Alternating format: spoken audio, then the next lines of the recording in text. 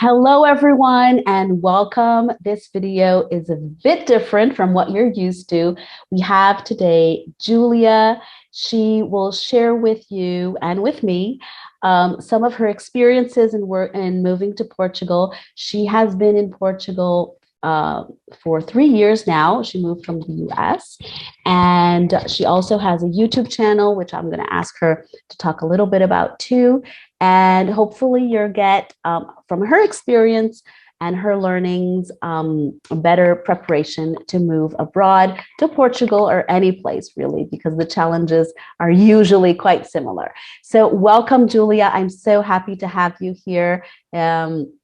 And the idea is to ask you really, and so you can share with people on this channel a little bit about your experience in moving to Portugal. Yeah, thanks so much for having me on your channel. I'm really excited to talk with you. It's always fun to talk about the process of moving to a foreign country and all the experiences that go along with that. So yeah, really happy to be here. Awesome. So my first question actually has to do with, you know, when you decided to move to Portugal, what was, your intention, your objective? What did you, and this is a question I ask many of my clients and people who interact with me, what did you move for? So I guess ultimately my objective was to find happiness. And at the time when I made the decision to move, I was well, let me give a little background, I guess. In 2017, I did an internship in Portugal. So I got familiar with the country, loved it, met my boyfriend, fell in love with him. And so, yeah, I kind of had started making a little bit of a life here, but then I returned to the States to finish my degree because that was a goal I wanted to reach first. And then my boyfriend and I were long distance, and the job I got after graduating wasn't really the best fit for me. And so I wanted to make a change in my life. I wanted to be with my partner.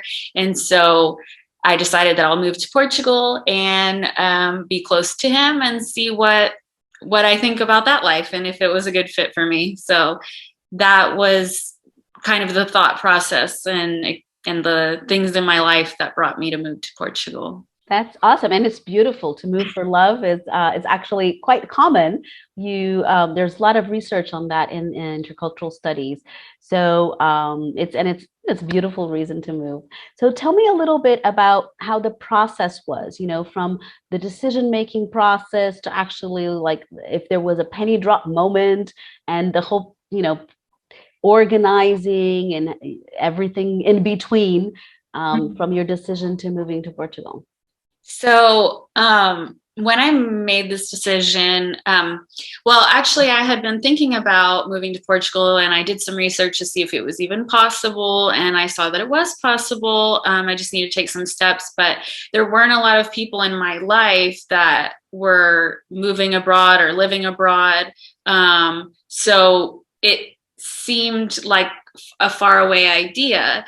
And I just kept talking about this with my family, and my mom eventually suggested, why don't you just move there? And so I don't think she intentionally meant to like give me permission to move, but for me it was a big thing, like that somebody important in my life like not only supports it but is kind of pushing me to go for something that, to be honest, I was just afraid to do.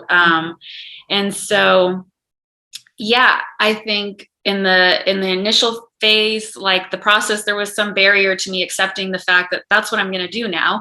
And then after that, there's just kind of there's two parts. There's the part of putting your visa application together and getting all that paperwork done, and that is stressful. And then there's also just like the uncertainty of this decision going on in the background, because again, there weren't a lot of people in my life doing it. So I didn't, what I really needed was something that I just happened to come across online, which was a Facebook group of other people that were moving to Portugal specifically. And so I was able to see like more information on how I need to do my visa. But even more than that, there was like a never ending thread of people talking about what they were facing and like the different ways they were feeling about the whole process. And so, yeah, I think that was a like godsend for me in that time. And,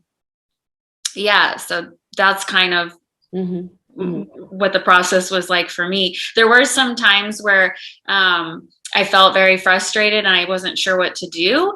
And in those cases, I was like constantly calling my boyfriend. And I think because he's the person I'm closest to, I obviously went to him, but I think subconsciously I was also trying to like reconnect myself with my reason of why I was going. And it was a huge help.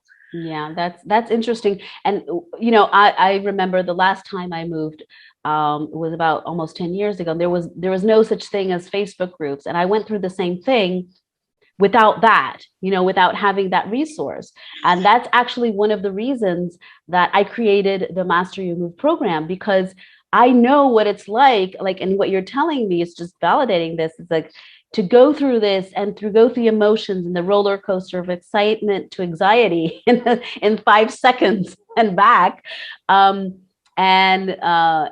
not having people to share that with. So that's the main reason that I created the Mastery Move program, is to offer what I wish I had myself.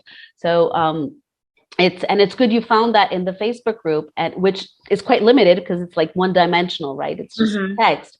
So, but it's good that you found that there, and you thought it was a godsend, because it really is. We do need, even if it's just validation, that if we're struggling or feeling overwhelmed, it's normal. Everyone else is feeling that too. Yeah, like even if you can't find the answer to your question, you can just be assured that other people are in your same situation and succeeding anyways. Exactly. So, you mentioned this challenge of looking at being stressful time during the visa application. What were your biggest challenges? Like if you had to either also preparing and after you arrived, what were they different? How did they? Yeah, like during the process of moving to Portugal before I arrived, I was very tunnel visioned on getting the visa approved. And I'm like, that's the only thing that will absolutely prevent me from getting there is the visa. So I just need to check that off and arrive, and I'll just figure it out. So then when I arrived, of course, all these challenges started creeping up because I hadn't thought about a lot else other than the visa. I was like, I've been to Portugal. I know it. I'm going to be with my Portuguese boyfriend. I moved in with him and his sister. So I have locals here to help me figure things out. So it'll be tough, but I'll be fine. And then, yeah, there were a couple of things that I realized maybe I could have done differently. Like when I got in Portugal, it took me a couple of months to realize this, but I think I moved too fast and my head was still kind of spinning when I was arrived. So I thought that when I arrived, I was going to feel relieved, like I've done the visa process done.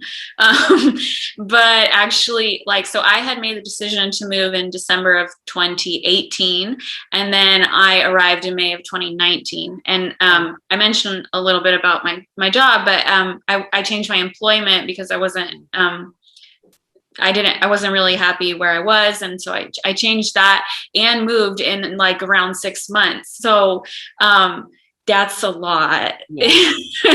I was just, I of course I was really happy to be with my partner. But I had a lot of things going on in my brain. Like I wasn't sure about my new career. I wasn't sure how long it would take me to like fit in Portugal. Like just because you really like it doesn't mean it feels like home yet. And making so many changes at once. And then like, it takes time to make friends in your new country. And I didn't yet have like a support group of people. I had the Facebook group, but I didn't have somebody over that I could invite to come over to my house anytime and chat about the immigrant experience, And so, yeah, it was just a lot to wrap my head around. Moved too fast. And then also, I just wanted to make my move as simple and more affordable. So I got rid of as much of my belongings as I could. So I either donated or sold them, or I did leave a few things at my parents' house because I had an option to do that. But I thought that made the most sense because I wouldn't have to worry about bringing all of it and the paperwork of bringing your stuff. But also, I thought it was a good idea to just reestablish myself in Portugal and buy Portuguese things, and that would help me get used to life and build a Portuguese life.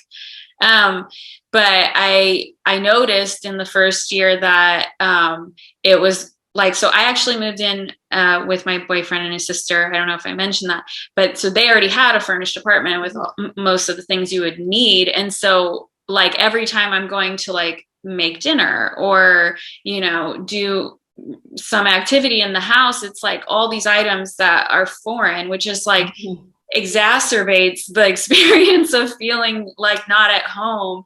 And so yeah, I think I made a mistake in what I chose to bring with me to Portugal, and yeah, I think could have brought more of my stuff, even if it was a hassle. It might have been worth it. Yeah.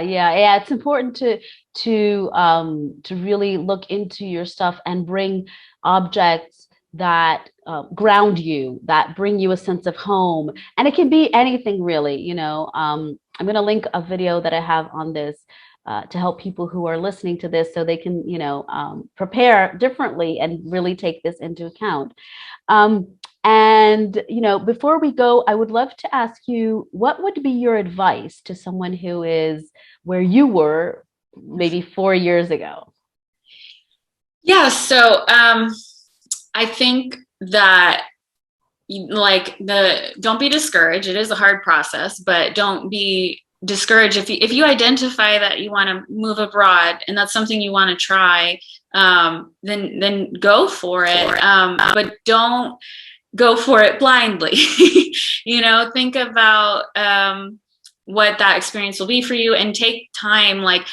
Like I felt rushed to get there because I just wanted to get through the visa process. I mean, it's not the most pleasant thing.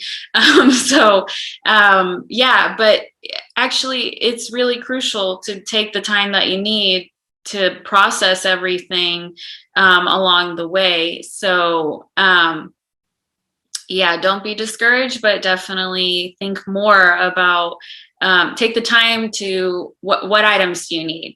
What will your life really be like? Like look for content on people like by Deborah, your content and other people who move abroad. See what they mention as struggles to move abroad and ask yourself those hard questions like, is that really going to be difficult? And if it is, don't just be like me and just, well, I'll just get the visa and figure it out later. You know, I wasn't, you know, that, you know, conscious in my brain, because when you're moving it can be very a cloudy experience.